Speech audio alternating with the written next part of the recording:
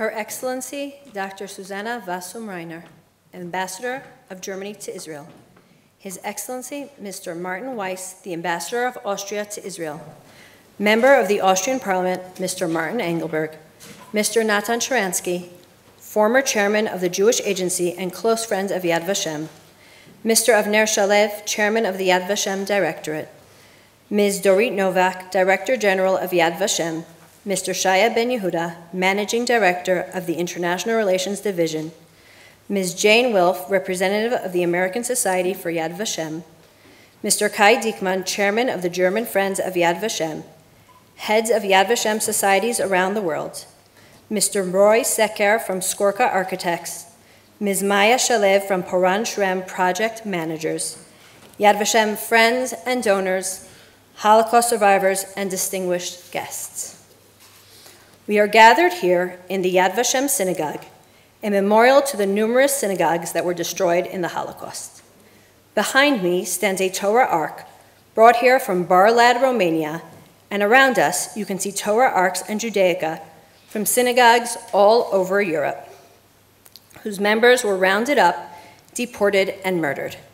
Some of the artifacts that you see here were taken by the deportees in their wandering from place to place during the Shoah. What we see here is a small remnant of that which was miraculously saved. Each remnant tells a story of a community. Each artifact has its own narrative. The context is one of death and destruction, but the narrative is ultimately about survival and the rebuilding of Jewish life. I would like to share one such story with you. Naftali Stern was a chazan in Satu Romania before the war. When the Nazis arrived in his town, he, his family, and 4 children were deported to Auschwitz, where his family was murdered. Naftali was sent to a forced labor camp called Wolfsburg. When he realized that the Jewish New Year, Rosh Hashanah, was approaching, he wanted to make sure that he would have the opportunity to pray. In exchange for valuable bread rations, he managed to obtain a torn wrapping from a sack of cement, and using the stub of a pencil, he wrote the prayers from memory. The Germans allowed the inmates of the camp to gather together and hold prayers for the New Year, led by Naftali. Naftali hid the pages on his body until his liberation in 1945. He moved to Israel, married, and established a new family. For over 40 years, he continued to pray with his handwritten machzor next to him, until he realized that it had begun to disintegrate. It was then that he decided to donate the pieces of sack to Yad Vashem for eternal safekeeping. The pages and their story are presented in a book that has been published by Yad Vashem. We will be presenting you with a limited edition reproduction of the machzor later on as a token of appreciation for your generous participation in the funding of the Shoah Heritage Campus. Yad Vashem's Holocaust collections are the largest in the world. These collections shed light on one of the darkest periods in human history. The Nazis made a concentrated effort not only to annihilate the entire Jewish people, but also to obliterate their identity, memory, culture, and heritage. For many of the victims of the Shoah, the only thing left behind are the artworks, artifacts, photos, and documents that have been entrusted to Yad Vashem to keep the stories of their creators and owners alive. Yad Vashem's preservation of these items ensures that the voice of the Shoah's victims and survivors will be everlasting. As the years pass and the generation of survivors dwindles, the significance of our collections grow. More than ever, they are vital tools in recounting and transmitting the true and complete story of the Holocaust. Yad Vashem's new Shoah Heritage Campus will serve as a home to these precious treasures and will reflect our responsibility to safeguard these collections for generations to come. The Shoah Heritage Campus constitutes the completion of Chairman Avner Shalev's visionary multi-year plan for an enhanced and expanded Yad Vashem here on the Mount of Remembrance. Avner Shalev was born in Jerusalem. During the Yom Kippur War, he served as bureau head of the Israel Defense Forces Chief of Staff, Lieutenant General David Elazar, and subsequently as Chief Education Officer of the IDF. Avner later served as Director of Israel's Culture Authority. Since 1993, he has been chairman of the Yad Vashem Directorate, leading a comprehensive program to meaningfully teach and commemorate the Holocaust in the 21st 21st century. It is my honor to call upon Avner Shalev to open today's ceremony. Dear friends, and I'm sure partners and supporters and colleagues, and of course dear Holocaust survivors, and I have the feeling that we are together a part of a great family that are serving the same goals.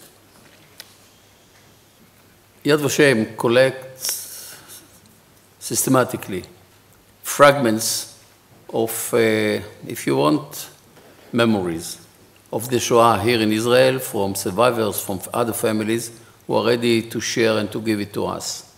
A few years ago, a lady came and gave a diary. And the diary was written by her husband. Her husband was Rabbi Tauber, Uri, who was active in Mogilev, in Podolsk at that time, a great person, an educator, and under the circumstances, he established an orphanage at that place and saved and educated many, many young people. The situation was awful. So she gave the diary. It is a very important diary, and of course, we should use it. Then she was asked, maybe you have something else? And she says, no, nothing else. But then she says, you know what, I have something, but seemingly it's not so important. So what is it you have, and it is not so important? And a book note, a note. And can we see it? Yes. Came to her home, and we found a notebook. Actually, it was a dedication book that was prepared by the students, the pupils of Rabbi. And there we saw several dedications. And I and my colleagues met one of the dedications that I cannot jump through. It is written, Bezrat Hashem, Larav Toiber, memory is the only paradise from which one cannot be expelled. And I thought, and we understood, that we are dealing to a certain extent, or the basis of what we are doing is based on memories of human beings. From a point of the way I see the Holocaust, it's stories of human beings. If we could tell the world and ourselves 6 million stories of individuals who went through the Shoah, I think we could change something deeply in human understanding. And to be personal, we started to modernize in the mid-90s, Yad Vashem, and we have the new dream, which was mentioned, and we understand that we have to establish very important elements, mainly the school, a new building for our archives, and of course other parts of the campus. We understood that we have to establish a new home for those memories as a part of the vision that we had about Yad Vashem and the way that we are functioning in that Yad Vashem. Because this new home from the memories will store all the building blocks that we need for teaching, dealing, disseminating, and remembering the Holocaust, and bringing it close to human beings. And it was part of the plan.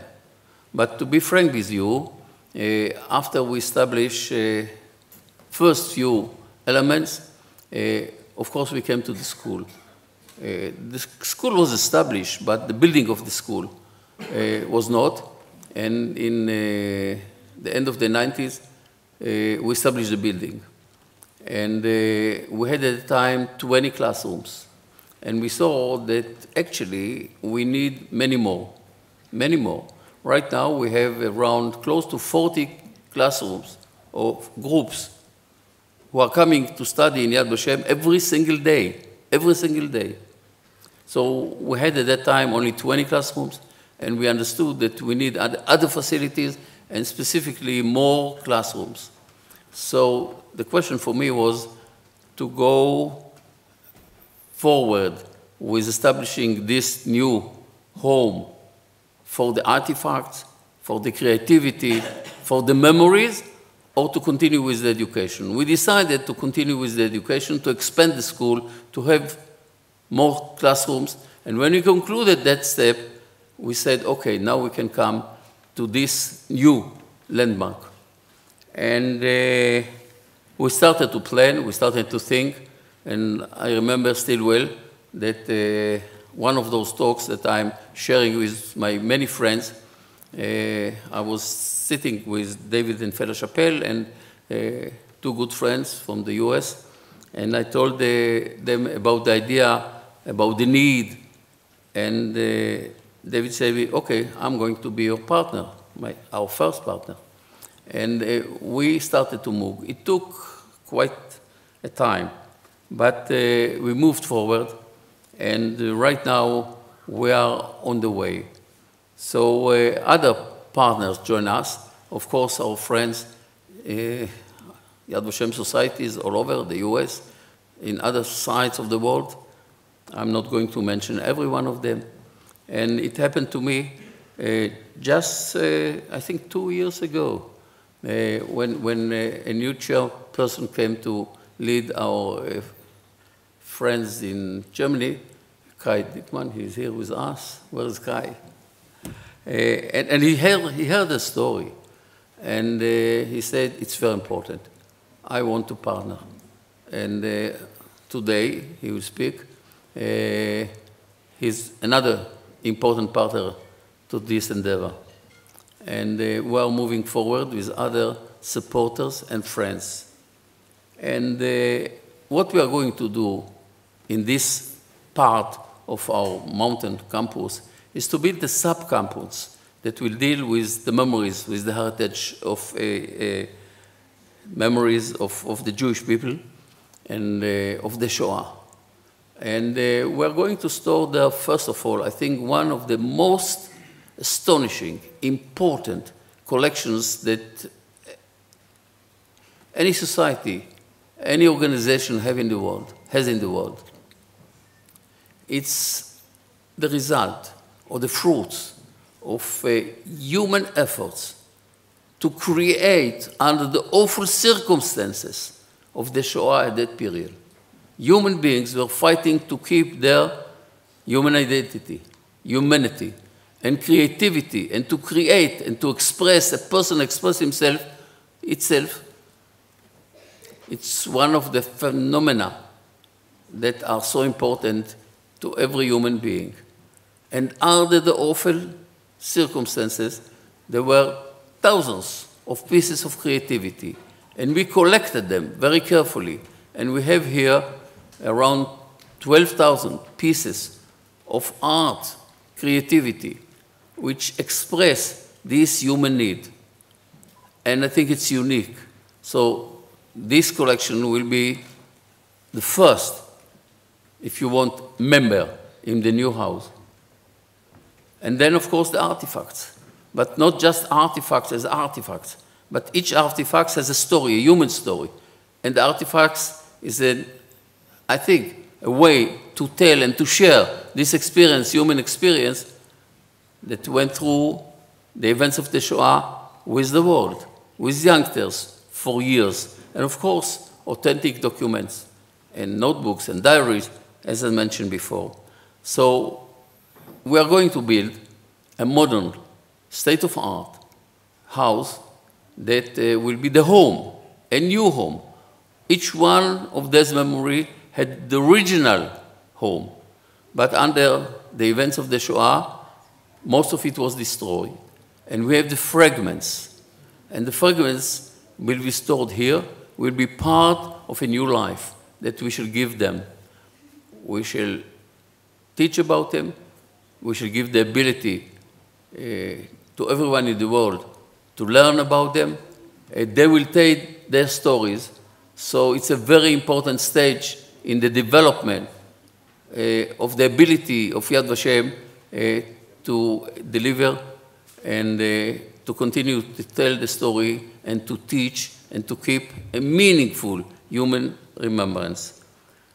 You are partners. You are working with us about this endeavor. We started to work. We have very good professionals. Part of them are here with us this afternoon. And within a very short time, I think that we should be there with the new home.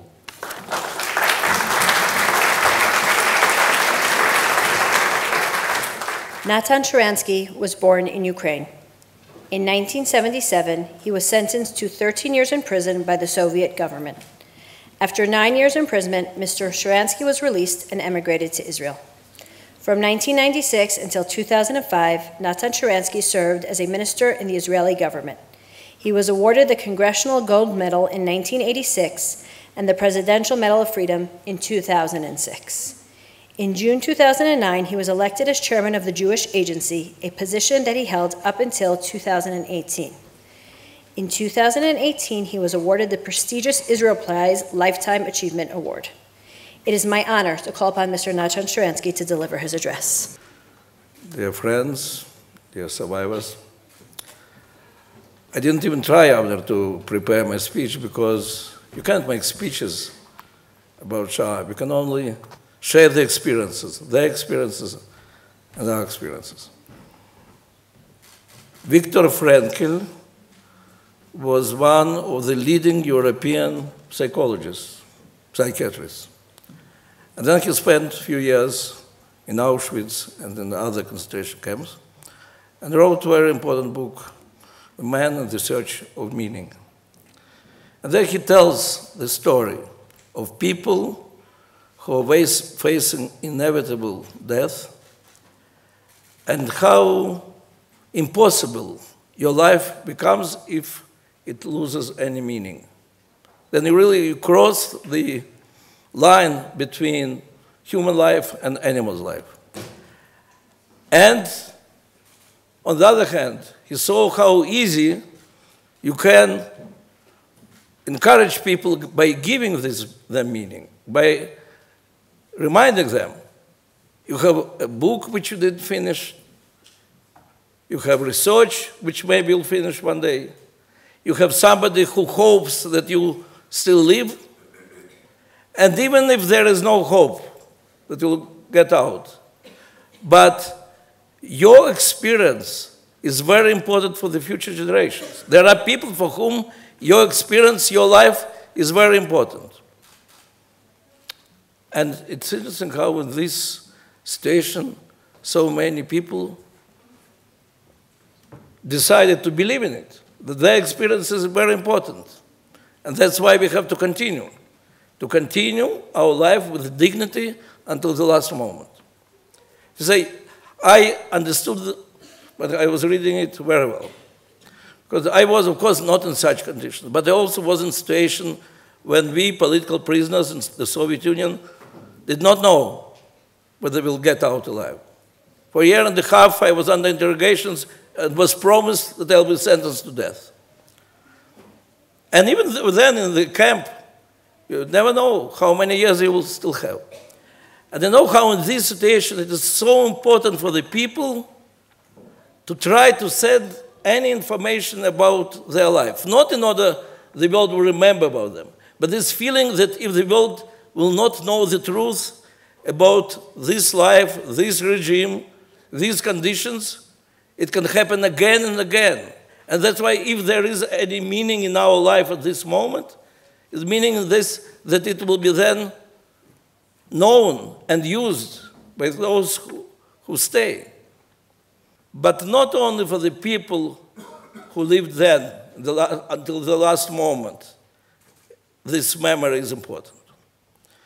I can tell from my other experience. I grew in Ukraine, in Stalina, Donetsk today, and my childhood was among the killing fields of Holocaust. Just near 2 miles from my house, there was a mine in which were thrown 75,000 people. The biggest grave, the deepest grave in the world, the biggest after Babi Yar. And we grew and knew nothing about it. We were playing football there, not knowing what happened just here. Why? Because that was the policy of the Soviet Union. Soviet Union, which celebrated the victories, which put one monument after another about the victory in the Great War, didn't want to have a word about Shoah, about the Holocaust. Why? Because that was the policy of the Soviet Union, to raise identity of Jews, and they were responsible for raising actual identity of today, but they knew that it's also very important to raise the memory, because the memory of the Holocaust can give meaning to Jewish life for us today, and they were raising it. And you know, the German army, when they were retreating, they put a lot of caustic soda into these mines in order, as it was written in the document, to turn all these bodies into biomass, so that there will be no faces, there will be no knowledge. Stalin's Soviet Union then tried to make sure that it will happen also with the memory about them.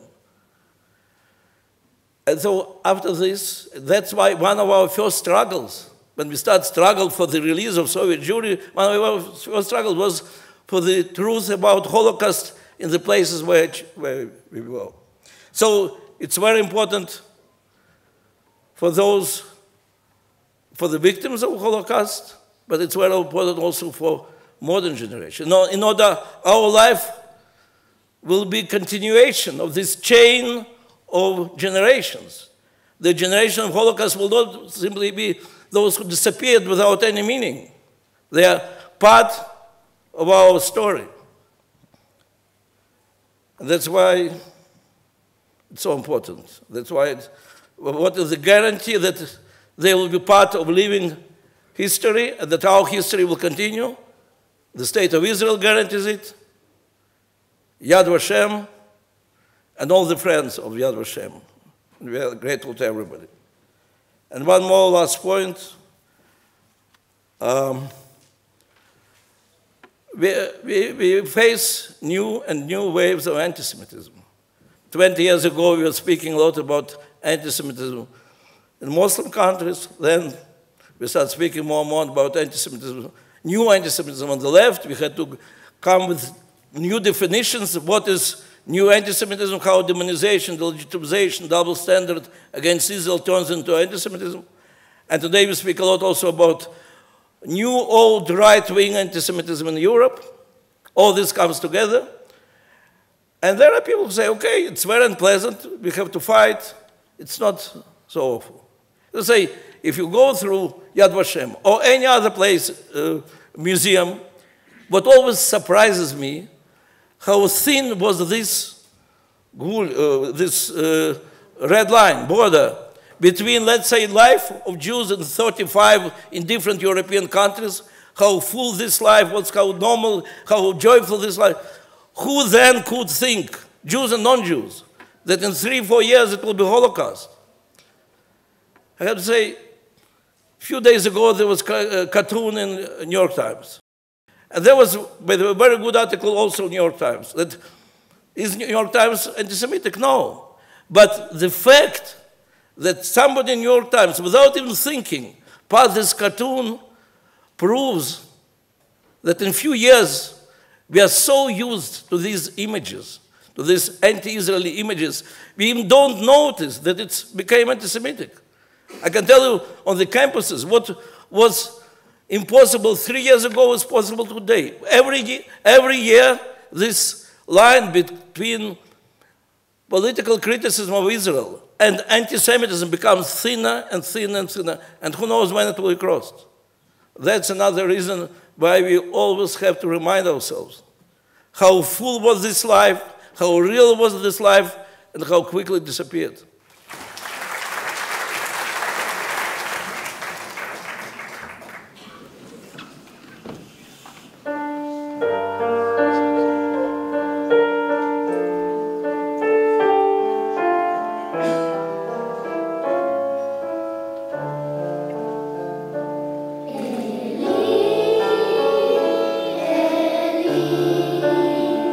Shalom.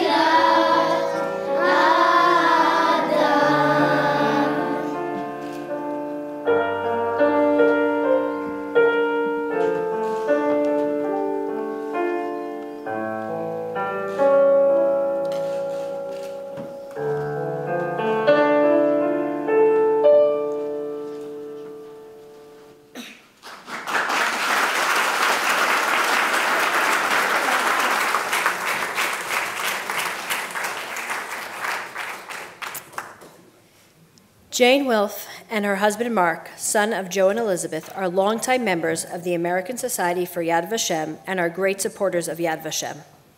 They are also recognized supporters and leaders of numerous other charitable organizations.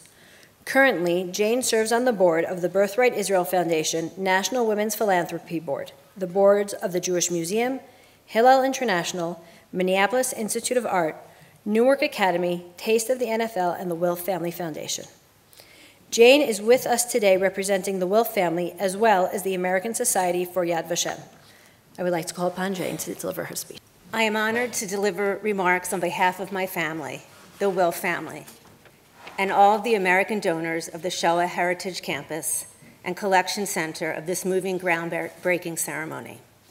The Wilf family, my in-laws, Joseph and Elizabeth Wilf, together with Harry and Judith, parents of the current American Society for Yad Vashem chairman Lenny Wilf, were among the original founders of American Society for Yad Vashem nearly 40 years ago. The first major project our family participated in was the construction of the intense and beautiful Valley of the Communities in the early 1990s. My husband Mark's father, Joseph Wilf, of blessed memory, a Holocaust survivor, was determined to uphold the legacy of the victims and survivors from the Holocaust, including his sister Bella, who died in the Warsaw Ghetto. He was a close partner of Avner's, chairman of the Yad Vashem Directorate, throughout the process of developing and implementing Yad Vashem's 2001 master plan. When Avner showed my father-in-law the plans, he appreciated immensely their significance. This master plan transformed Yad Vashem into the world-class institution that we know today, serving millions across the globe. We in the Wilf family continue to see Yad Vashem as the epicenter of a Holocaust remembrance for the Jewish people, Israel, and all of humanity. We continue to maintain a generational chain of support for Yad Vashem and its goals throughout the widespread education, collection of all Shoah-related items, research on all its events, and far-reaching Holocaust knowledge and awareness. Our entire family, including the third generation, views supporting Yad Vashem not just as an important act in safeguarding the memory and legacy our parents and grandparents, but also as a manifestation of our commitment to the unity of the Jewish people, the strengthening of the State of Israel, and to Yad Vashem's mission. When we saw plans for the establishment of the Shoah Heritage Campus, it became clear once again that the family would come together and pioneer the fundraising efforts for this landmark endeavor. The Joseph Wilf Curatorial Center is an essential element, I'm very emotional, of the Shoah Heritage Campus, and we deeply are proud to dedicate it in memory of my father-in-law, Joseph Wilf. In the center, Yad Vashem's Museum Division, professionals will be able to continue their important work with the precious art and artifacts in Yad Vashem's collection, to study the stories of their owners and creators, to preserve them and display them for the general public, and to use them as a basis in curating the exhibitions in the years to come. Through the Shoah Heritage Campus and all its components, we are facing a profound challenge of ensuring preservation of Yad Vashem's art, artifacts, and archival collections for prosperity. When the new museum was inaugurated almost 15 years ago, my father-in-law said at the time, the importance of this project lies not only in establishing the meaningful commemoration, but also in reaching out to the younger generations and affording them the opportunity to learn, to witness, and to remember. This message is more important now than ever before. As the survivor generation continues to grow fewer and frailer with the passing of time, we in the Wilf family have always been passionately devoted to this mission. Today, as anti-Semitism grows in our midst, and once again, we are reminded of the need to remember the Holocaust, not just memory alone, but with a purpose for the future. Memory that propels us to prevent the past from repeating itself, to stand firm against oppression and hatred, knowing all too well how evil can creep in the depths of society and hatred, knowing all too well how evil can creep in the depths of society and contribute to its decay. It is our great responsibility to ensure that decades of commitment to Yad Vashem's effort, carrying on our own family legacy and the legacy of the victims or survivors of the Shoah. Together, friends of Yad Vashem, we can accomplish this critical task. Thank you.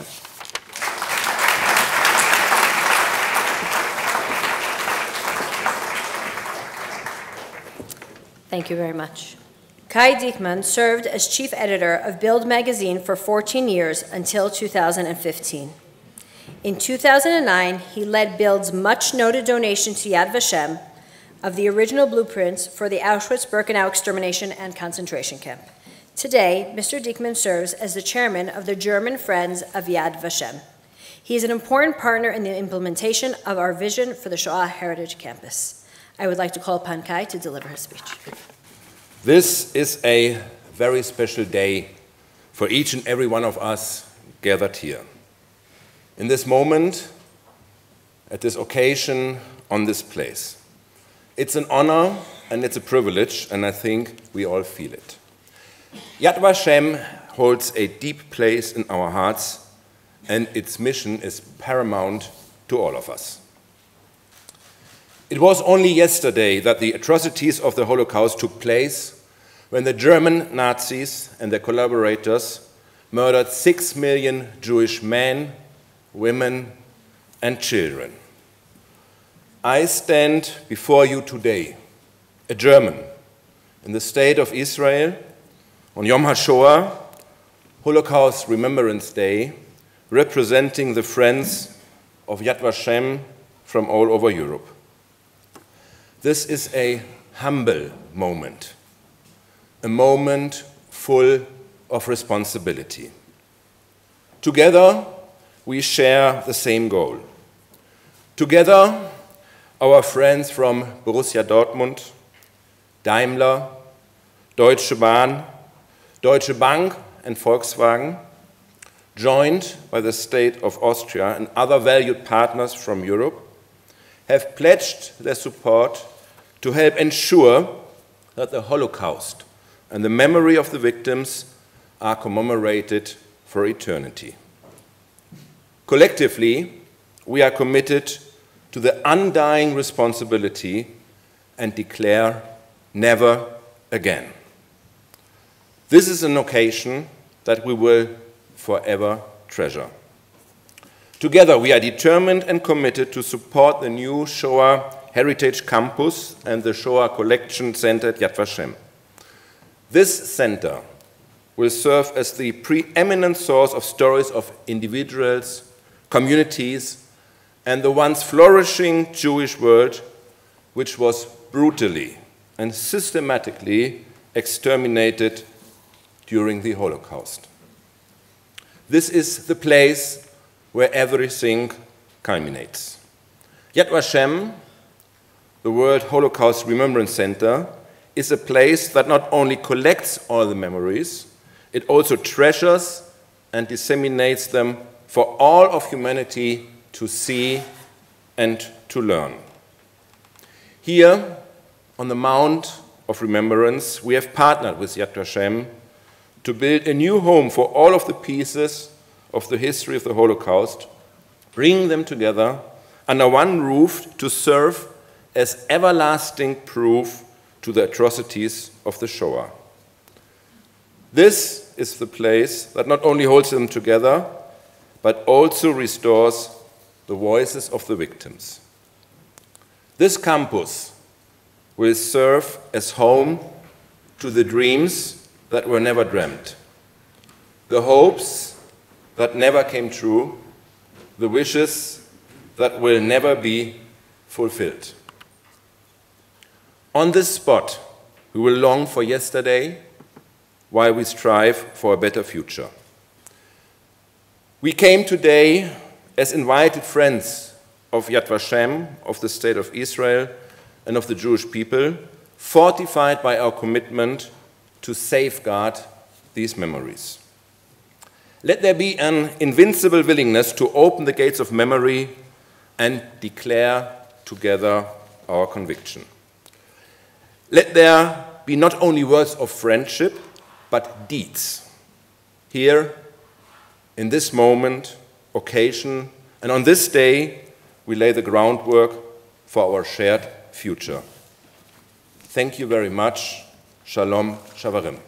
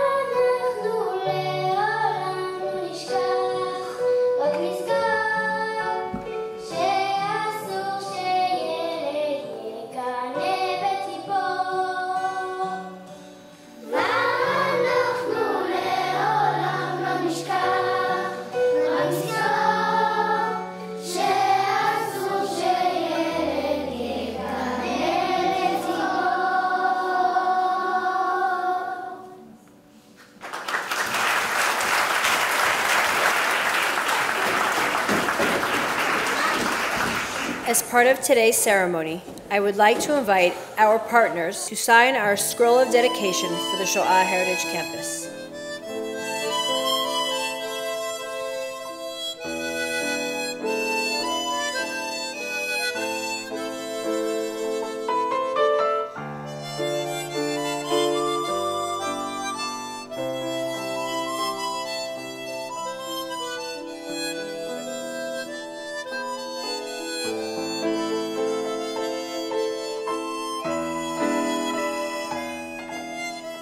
as we stand upon the site of the future Shoah Heritage Campus and the Shoah Collections Center, which will be built right on where we are sitting right now, our hearts are filled with a sense of mission. Preservation, restoration, and education are the primary pillars on which Yad Vashem stands. Today, you are helping us ensure that this vision will endure for generations to come. We are here to honor the legacy of the victims and the survivors by guaranteeing that their stories will continue to be told. I would like to call upon three of our representatives of our friends of the third generations who will have to carry on this legacy. I would like to call upon Andy Chappelle, Jacques Habif, and John Aburian to put the scroll, to bury the scroll in its place. Please come forward. So let's come, the signatories, and helping us to cover the scroll. Please come here.